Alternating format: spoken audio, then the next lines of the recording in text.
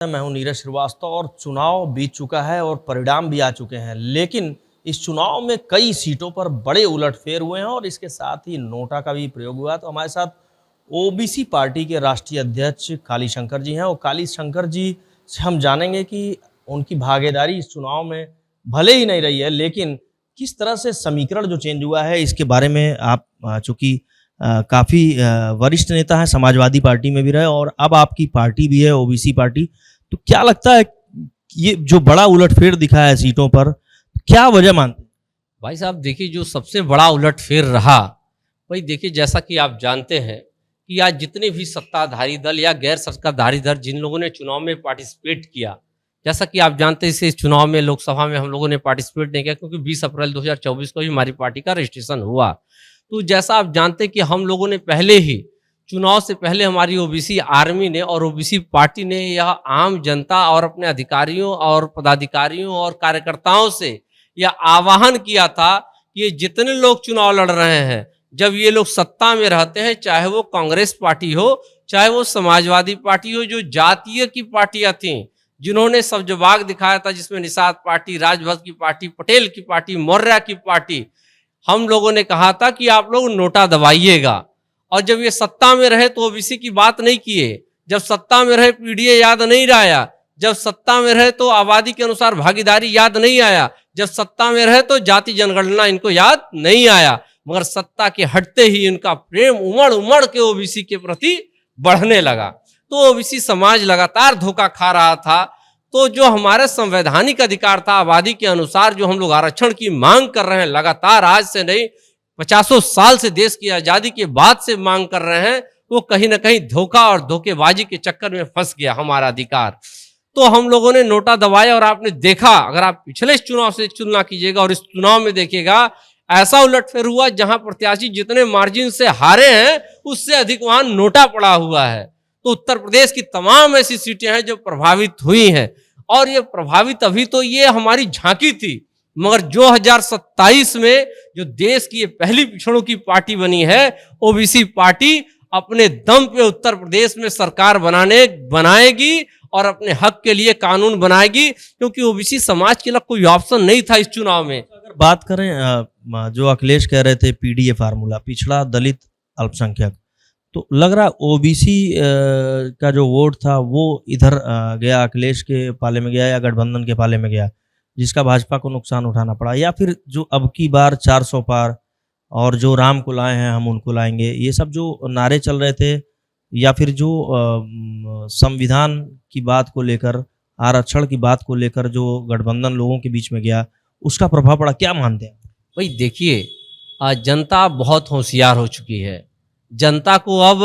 1947 से पहले वाली जनता न समझा जाए, पढ़े लिखे लोग आ चुके हैं। ओबीसी समाज जो हमारा है काफ़ी होशियार हो चुका है और अगर आपने देखा होगा, अगर कहीं किसी ने सबसे अधिक इम्पैक्ट डाला तो ओबीसी समाज ने इम्पैक्ट डाला। ओबीसी वोटर्स जो थे उन्होंने इस चुनाव पे इम्पैक्ट डाला।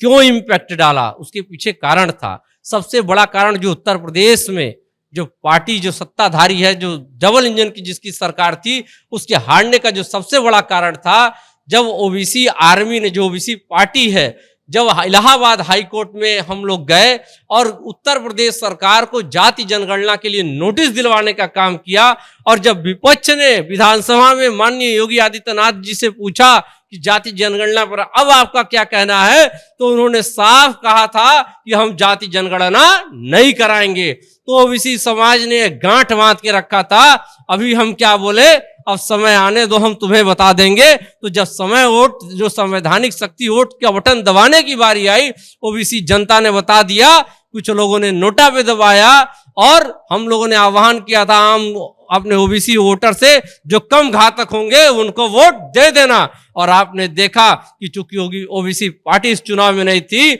और अगर ओबीसी पार्टी इस चुनाव में रहती तो माहौल और जो एजेंडा और जो नैरेटिव सेट किया जा रहा था वो कुछ और होता। मगर मैं ये आपको बता रहा हूं, 2027 में ये ओबीसी पार्टी जो होगी, देश की प्रमुख पार्टी के रूप में, पिछड़ों की पार्टी के रूप में उभर के सामने आएगी और 27 में अपने बल पर पूर्ण बहुमत की सरकार लेगी। अगर बात करें इधर से देखें, बलिया की सीट हो, आजमगढ़ की सीट हो, घोसी हो,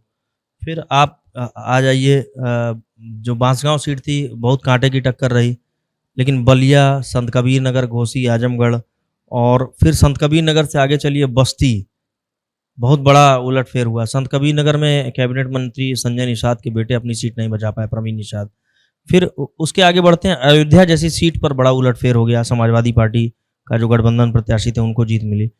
फिर आगे बढ़ते हैं सुल्तानपुर में। सुल्तानपुर में तो एक इतिहास रच दिया, रामबुहाल गोरखपुर के रहने वाले हैं, रामबुहाल निषाद, लेकिन वहां भी कहते हैं कि पीडीएफ फार्मूला काम किया और मेनका गांधी जो लगातार कई चुनाव से जीत रही थी, वहां बड़ा उलटफेर हो गया। तो क्या आपको क्या लगता है? भाई देखिए, ये उलटफेर स्वाभाविक है। जो एग्जिट पोल दिखाए जा रहे थे कहीं ना कहीं हाइपोथेटिकल थे, शायद जमीन पर उतर के उन लोगों ने जनता का नब्ज टटोलने की काम नहीं किया। एसी रूम में बैठ करके एग्जिट पोल हो चुका। तो जो सत्य बात थी, जो सही बात थी, देखिए पहला जो ठीकरा जो सबसे बड़ा है, जो सत्ता पक्षकारी हारने का, वो सबसे बड़ा काम है कि जो योगी आदित्यनाथ ने हम लोग के याचिका पे जो बयान दिया था जातिगत जनगणना नहीं कराएंगे, सबसे बड़ा डेंट वहां लगा। और जो हम लोगों ने कहा था ओबीसी पार्टी और ओबीसी आर्मी जो लगातार हर जिले में सक्रिय है, हम लोगों ने आह्वान किया था जो कम घातक है उसको वोट दे देना, जिसका फायदा विपक्षी दलों को मिलता हुआ। ओबीसी आर्मी, ओबीसी पार्टी, मतलब आप राष्ट्रीय अध्यक्ष हैं, तो लगता है कि कहीं ना कहीं ओबीसी नाराज था बीजेपी या एनडीए से? बिल्कुल नाराज था। अच्छा ये बताइए, 2018 में माननीय राजनाथ सिंह जी गृह मंत्री थे और उस वक्त उन्होंने कहा था कि जब 2019 की जाति जनगणना होगी, हमारी पूर्ण बहुमत की सरकार 2019 में बन जाएगी, तो हम जाति जनगणना कराए। तो लगता है कि गठबंधन को फायदा मिला इसका, ओबीसी समाज गया गठबंधन की तरफ? निश्चित तौर पे फायदा मिला है, मगर 2027 में भाई साहब फायदा नहीं मिलेगा। मतलब एनडीए से ज्यादा कम घातक जो है वो गठबंधन था, इंडिया गठबंधन। भाई बिल्कुल भाई, कम से कम इंडिया गठबंधन खुल करके बात कर रहा था जातिगत जनगणना की, राहुल गांधी जाति जनगणना की बात कर रहे थे, मगर इन सबसे पहले तो ओबीसी आर्मी लगातार 8 साल से बात कर रही थी और कहीं ना कहीं कॉपी पेस्ट हुआ भाई साहब। तब हम लोग को समझ में आया कि अरे ये तो हम लोग का जितना मुद्दा है ये तो कोई और कॉपी पेस्ट कर रहा है। तो हम लोगों ने अपना ओबीसी समाज ने दिल्ली में 6 राज्यों की 7 राज्यों के लोगों ने 35 से अधिक पिछड़ी जातियों के लोगों ने बैठक किया और जून 20 को इलेक्शन कमीशन में जाकर के ओबीसी पार्टी देश की पहली पार्टी रजिस्ट्रेशन होने के लिए दे दिया और जो आज रजिस्टर्ड है और 2027 में पूरे दमखम के साथ उतरेगी। देखिए, ओबीसी पार्टी के राष्ट्रीय अध्यक्ष हैं काली शंकर और इनका साफ कहना है कि जो ओबीसी समाज है, चूंकि इन्होंने आह्वान किया था कि जो कम घातक है उसको जिताने का काम करे, तो इनका पूरा मानना है कि जो एनडीए है उसको ओबीसी समाज ने पूरी तरह से नकार दिया और इसी का फायदा गठबंधन को, यानी इंडी गठबंधन को मिला है, जिसकी वजह से कई बड़ी सीटों पर उलटफेर देखने को मिला है।